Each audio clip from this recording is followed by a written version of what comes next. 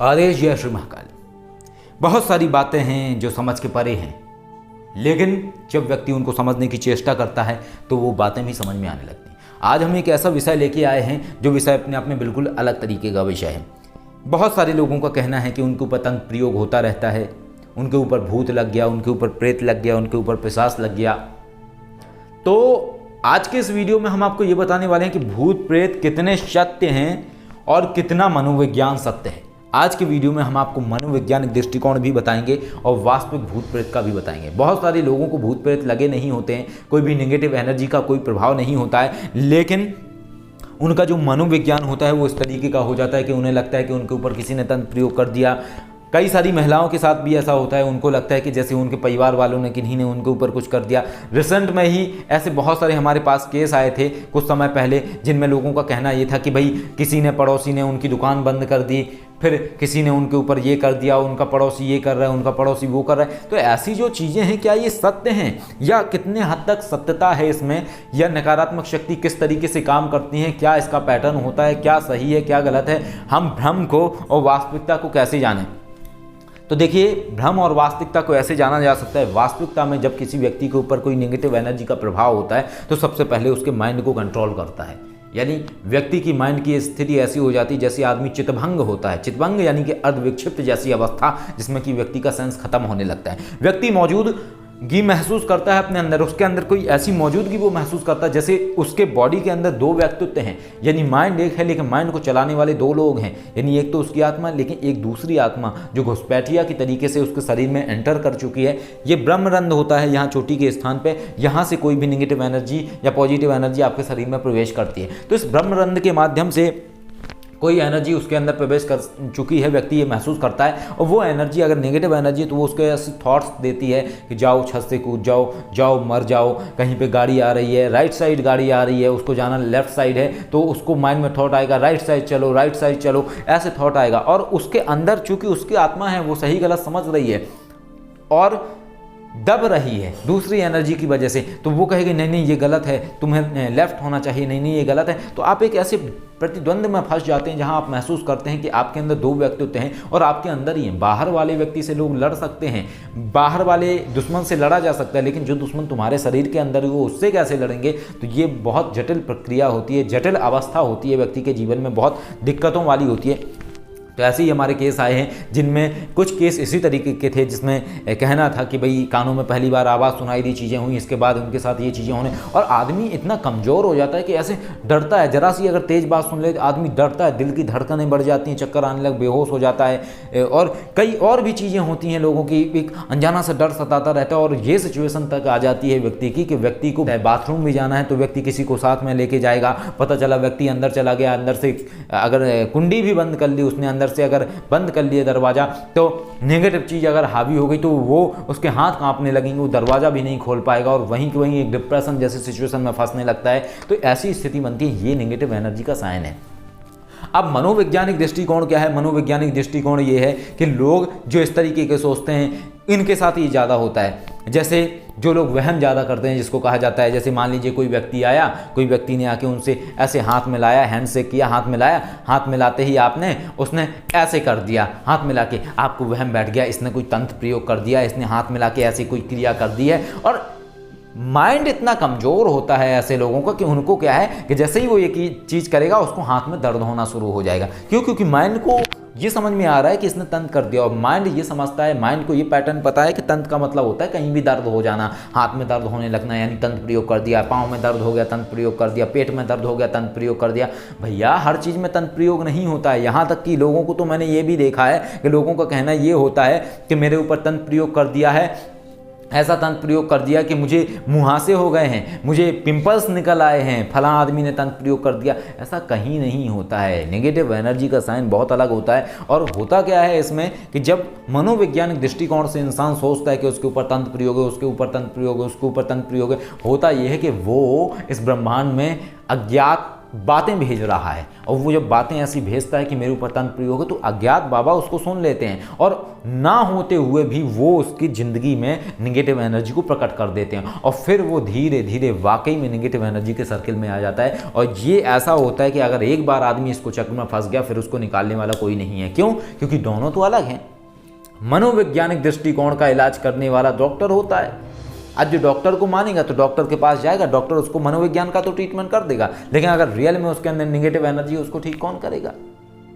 अगर वो किसी तांत्रिक ओझा या किसी बाबा या किसी स्पिरिचुअल पर्सन के पास जाता है तो वो उसकी निगेटिव एनर्जी तो कोई नहीं कर देगा, लेकिन जो उसके अंदर थॉट्स बैठे हैं, जो उसका माइंड कमज़ोर हो गया है, उसको पॉजिटिव हीलिंग कौन देगा? उसके थॉट्स को कौन चेंज करेगा? मनोवैज्ञानिक तरीके का ट्रीटमेंट कौन देगा? जो कि एक साइकोलॉजिस्ट दे सकता है और उसको समझा सकता है, उसके थॉट्स को चेंज कर सकता है। तो वो चीज़ें कौन देगा, ये समझने वाली बात है। तो आपको चाहिए एक ऐसा व्यक्ति जो आपको दोनों तरीके का ट्रीटमेंट दे सके। हमारे पास जितने भी लोग आते हैं, हम दोनों तरीके का ट्रीटमेंट देते हैं, मनोविज्ञान की दृष्टिकोण से भी उसकी बातों को समझते हैं और वाकई में निगेटिव एनर्जी उसको भी हम समझते हैं। ऐसे बहुत सारे लोग हैं, उनका क्या होता है, अगर उनके सामने हमने बोल दिया, अच्छा ये देखो छत पे तुम्हें एक दिखाई दे रहा है, गोल गोल सर्किल घूम रहा है काले रंग का, तो जरा देर बाद उन्हें दिखने भी लगता है। ये होता है मनोवैज्ञानिक दृष्टिकोण। इल्यूजन इतनी जल्दी क्रिएट करते हैं, विजन्स इतनी जल्दी क्रिएट करते हैं, क्योंकि उनकी माइंड की संरचना बिल्कुल अलग तरीके की होती है। उनके अंदर जो डाल दो वही उनके अंदर घुस जाता है। इससे हमें ये पता लगता है कि ये व्यक्ति एक मनोवैज्ञानिक दृष्टिकोण वाला है, यानी निगेटिव एनर्जी तो इसके साथ है, लेकिन ये निगेटिव एनर्जी एंटर कैसे हुई उसकी बॉडी के अंदर, इसका रीजन क्या है, आखिर इसके साथ हुआ क्यों ऐसा, तब पता चलता है कि इसने उन चीज़ों को खुद ही अट्रैक्ट किया है धीरे धीरे। और ऐसा नहीं है कि ये जितने भी ऐसे लोग होते हैं, ये कोई कम पढ़े लिखे या अनपढ़ या गंवार कोई ऐसे व्यक्ति हैं जो बेचारे मतलब शिक्षित नहीं हैं।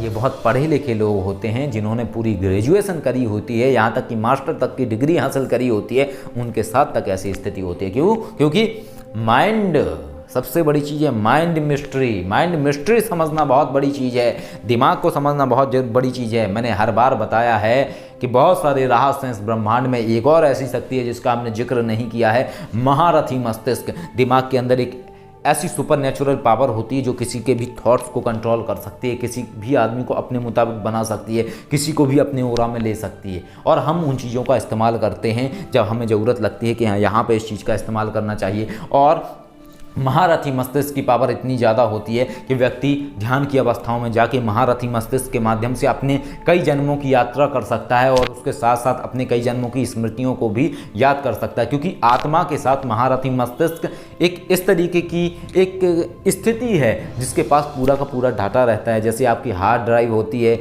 उसकी ड्राइव होती है, ड्राइव के अंदर आपका डाटा होता है। कह सकते हैं आपके लैपटॉप में हार्ड डिस्क लगी है, तो हार्ड डिस्क के अंदर डाटा होता है। तो इसी तरीके से हार्ड डिस्क का काम करते हैं महारथी मस्तिष्क। वो उनके अंदर सारी की सारी जन्मों का डाटा इकट्ठा होता रहता है, कई जन्मों का डाटा उनके अंदर होता है। यहाँ तक कि आप अगर त्रेता द्वापर में भी आप पैदा हुए हैं तो उसका भी डाटा उनके पास है और तुम्हारी पुरानी विद्याओं को भी वो याद दिला सकते हैं। तो ऐसे बहुत सारे रहस्य जो हमने अनावृत नहीं किए हैं, बहुत सारी चीज़ें हैं जो भविष्य में आने वाली हैं और आपके जीवन को बदलने वाली हैं। तो हमारा कहना यही है, अनुरोध करना है आप लोगों से जो मनोवैज्ञानिक दृष्टिकोण से बीमार हो रहे हैं या बीमार होने की नकल कर रहे हैं, ऐसा ना करें। क्योंकि अज्ञात बाबा ने अगर सुन लिया तो वाकई में आपके जीवन में बहुत बड़ी समस्या आ सकती है। क्योंकि कहते हैं कि इंसान जो सोचता है वो हो जाता है। अगर कहते हैं, बहुत सारे लोग कहते हैं कि सपने देखो, जब देखोगे तभी तो साकार होंगे। ऐसा क्यों कहा जाता है?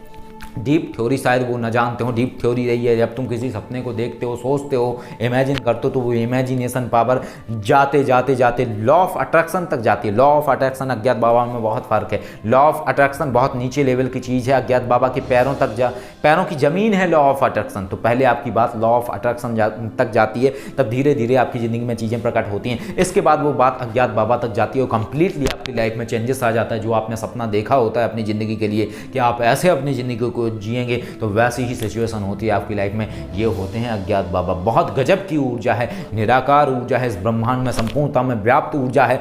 इनके मंत्रों का हमने बहुत बड़ा चमत्कार देखा है। इनके मंत्रों को देने की इजाज़त नहीं है, इसलिए हमने किसी को इनको बताया नहीं है।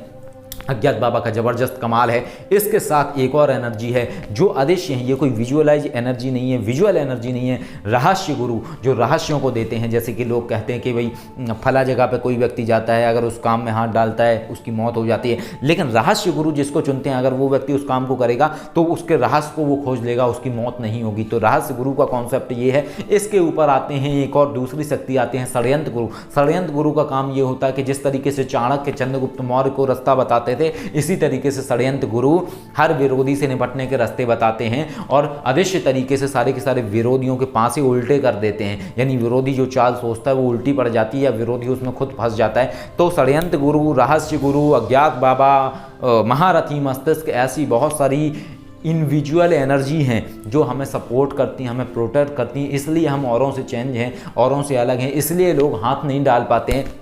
हमने किन्हीं की बात सुनी थी, उनका कहना था कि हम विश्वनाथ आपके वीडियो पे जब कमेंट करेंगे जब आपको कोई शवा शेर मिल जाएगा, जब शेर को सवा शेर मिल जाएगा। तो देखिए, शेर होता है दुनिया में, शेर होता है दुनिया में लेकिन सवा शेर नहीं होता है। शेर होता है दुनिया में लेकिन सवा शेर नहीं होता है। जिसको तुम शेर का सवा शेर बोलते हो वो तराजू में तौलने वाला एक शेर बांट होता है और उसके साथ रख देने वाला सवा शेर होता है। वो कोई जीता जागता शेर नहीं होता है। तो उठ जाओ बातों से ऊपर। ऐसा न कभी हुआ है न कभी होगा, क्योंकि कहावतें कहावतें ही रह गई, हकीकत हकीकत ही है। हकीकत में जीना सीख जाओ तो सब कुछ सीख जाओगे। तो कहने का मतलब ये है कि हकीकत में जियो, जिंदगी में जियो, सच क्या है उसको समझो, वैज्ञानिक दृष्टिकोण के साथ साथ अध्यात्म को समझो, उन अदृश्य ताकतों को समझो जो दिखाई नहीं देती हैं, जिनका कहीं जिक्र नहीं है, उन्हें महसूस करो। मनोविज्ञान के दृष्टिकोण से अपने आप को कमजोर मत करो, अपने आप से नेगेटिव चीज़ों को अपने तरफ आकर्षित मत करो। बी पॉजिटिव, पॉजिटिव सोचो हमेशा अपने लिए। कोई भी काम आप करने जा रहे हो, आप नौकरी का इंटरव्यू देने जा रहे हो, आप पहले ही सोच रहे हो मैं इंटरव्यू में सक्सेस नहीं हुआ। अज्ञात बाबा ने सुन लिया, जाओ इंटरव्यू देने, सक्सेस हो गए ही नहीं तुम। लेकिन अगर तुम ये सोचते हो नहीं मैं इंटरव्यू में बिल्कुल सक्सेस होऊंगा, तुमने थोड़ी सी पढ़ाई भी करी है, तो अज्ञात बाबा तुम्हें सपोर्ट कर देंगे। तुम जैसे ही इंटरव्यू देने जाओगे तो तुम्हारा छोटा सा ज्ञान और उसमें अज्ञात बाबा का सपोर्ट, वो जो तुम्हारा इंटरव्यू ले रहा है वो कहे चलो ठीक है, चलो तुम पास हो गए, सिलेक्ट हो गए। इस तरीके की चीज़ें होती हैं। इसलिए कहा जाता है हमेशा सकारात्मक सोचो। तो बहुत सारी चीज़ें हैं, बहुत सारी बातें जो समझने की हैं, ये कहीं और नहीं सीखने को मिलेगी, क्योंकि वही सिखा सकता है आपको जिसने आत्मसात किया है, जिसने उन चीज़ों को समझा है गहराई से, जिसने उन चीज़ों को जाना है। जिसने जाना ही नहीं है वो बताएगा कैसे। आदेश। जय श्री महाकाल।